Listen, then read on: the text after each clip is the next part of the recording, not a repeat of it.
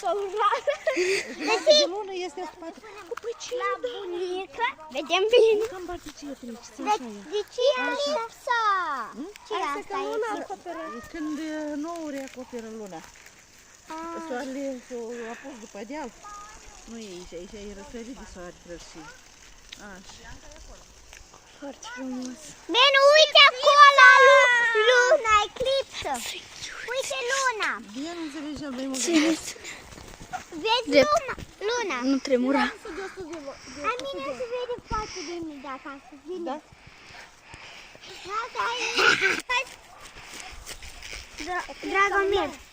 Dragomir, hai acasă mea că se vede mai bine. Nu.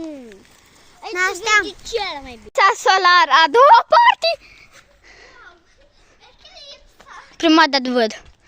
Dar vedeți că hop, mi-a scos telefonul. E foarte frumos. Da, foarte frumos. Da, da. Se vede foarte aproape. E foarte frumos.